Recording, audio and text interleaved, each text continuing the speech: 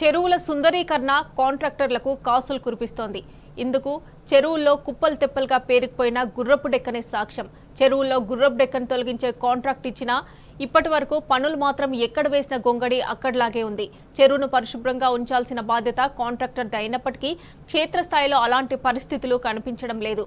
మరింత సమాచారాన్ని మా ప్రతినిధి గణేష్ అందజేస్తారు. జీహెచ్ఎంసీ పరిధిలో మొత్తంగా 185 చెరువులు ఉన్నాయి. చెరువులకు సంబంధించి అభివృద్ధి కార్యక్రమాలు కావచ్చు, లేక్ ప్రొటెక్షన్ అనేది కూడా గతంలో నుంచి కూడా సాగడం జరుగుతుంది. అలాగే గత కొద్ది రోజులుగా కురిసిన వర్షాల నేపథ్యంలో కూడా చెరువులోకి చాలా చెరువులలో కూడా 31 చెరువులు కూడా ఎఫ్టీఎల్ దర్శను దాటుకొని సర్ప్లస్ కూడా చేరుకోవడం జరిగింది. ప్రస్తుతం మనం కామన్ చెరువు వద్ద మూసాపేట్ సర్కిల్ ఏదైతే కూకట్పల్లి జోన్కు సంబంధించి మూసాపేట్ సర్కిల్లోని 5 చెరువులు ఉండడం జరిగింది. దీంట్లో కామన్ చెరువు ప్రస్తుతం మనం కామన్ చెరువు వద్ద ఉండడం జరిగింది. ముఖ్యంగా దీనికి సంబంధించి చూసుకుంటే చెరువులో పేరుకుపోయిన గుర్రపు డెక్కను తొలగించాలన్న ఉద్దేశం కొద్ది కూడా దీనికి సంబంధించిన టెండర్ ప్రాసెస్లు అన్నీ కూడా కంప్లీట్ కావడం జరిగింది.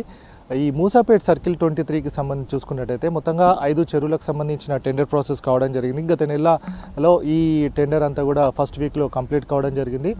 దీనికి సంబంధించి చూసుకున్నట్టయితే ఏదైతే గుర్రపు డెక్క పేరుకుపోయినదంతా కూడా తీసేయాల్సిన అవసరం కూడా ఈ కాంట్రాక్టర్కి ఉండడం జరిగింది. మొత్తంగా 1 ఇయర్ ఈ కాంట్రాక్ట్ ఉండడం జరుగుతుంది. గత చెరువులకు సంబంధించి దాదాపుగా 2 కోట్ల వ్యయంతో ఈ టెండర్లు ఇవ్వడం జరిగింది.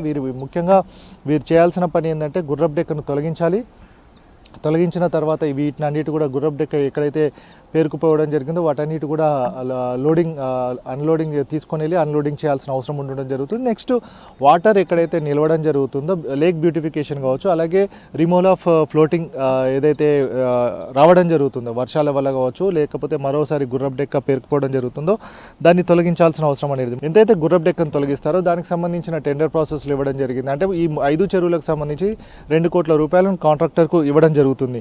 కానీ మనం చూసుకున్నట్టే ఒక హిటాచి మాత్రమే ఈ హిటాచి ఉండడం జరిగింది. ఎక్కడ వేసింది అక్కడనే ఉండడం జరిగింది. ఆ ఫ్లోటింగ్ ఏదైతే గుర్రపు డెక్కను తీయడం జరిగిందో దాన్ని ఒడ్డు పక్కన వేయడం జరిగింది. అంటే దాన్నిటి కూడా ఎప్పటికప్పుడు తీసేసి ఇక్కడ చెరువు ప్రాంతంలో ఉండకుండా వాటిని వేరే దగ్గరికి తీసుకెళ్లాల్సిన అవసరం ఉంటుంది. కానీ అట్లా కాకుండా వీరందరూ కూడా సేమ్ అటు కాంట్రాక్టర్ కావచ్చు, ఇంజనీర్ కావచ్చు, దీనికి సంబంధించి కూడా ఇద్దరు కోఆర్డినేషన్ తోటే వీళ్ళందరూ కూడా పనిచేస్తూ చెయ్యంది కూడా చేసినట్టుగా వీళ్ళందరూ కూడా కనబడడం జరుగుతుంది. మొత్తంగా దాదాపుగా ఈ కూకట్పల్లి జోన్ కావచ్చు, హైదరాబాద్కి సంబంధించి ఎన్నైతే జోన్లలో ఈ చెరువులకు సంబంధించి ఉండడం జరుగుతుంది ప్రస్తుతం అదే సిచ్యువేషన్ కనబడడం జరుగుతుంది. ఎందుకంటే మొన్న వారం రోజులుగా కురుస్తున్న వర్షాల వల్ల కూడా చాలా మట్టుకు వాటర్ వచ్చినప్పటికీ కూడా ఇంకిపోవడం జరిగింది. చాలా చోట్ల కూడా మనం ఏదైతే కార్నర్స్లో ఉండడం జరిగిందో గుర్రపు డెక్క వల్ల కూడా దాదాపుగా చాలా మట్టుకు వాటర్ అంతగా కూడా ఇంకిపోవడం జరిగింది. అలాగే దీని సమస్య మేజర్గా ఉంది కాబట్టి తొలగించాల్సిన అవసరం ఉంది.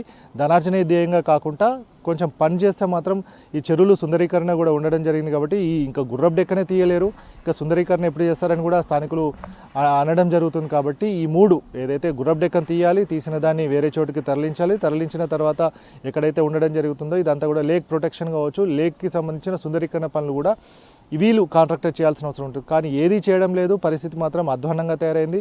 అధికారులు మాత్రం గతంలోనే ఇప్పుడు 2 రోజుల క్రితమే కమిషనర్ కూడా దీనిపైన ఆరా తీయడం జరిగింది. సో ఆగమేఘాల మీద అయితే కాంట్రాక్టర్లు పనిచేస్తున్నారని చెప్తున్నారు, కానీ మాత్రం ఫీల్డ్లో మాత్రం మనం చూసిన సేమ్ సిచ్యువేషన్ అయితే కనబడడం జరుగుతుంది. రవితో గణేష్, టీ న్యూస్, కామన్ చెరువు నుంచి.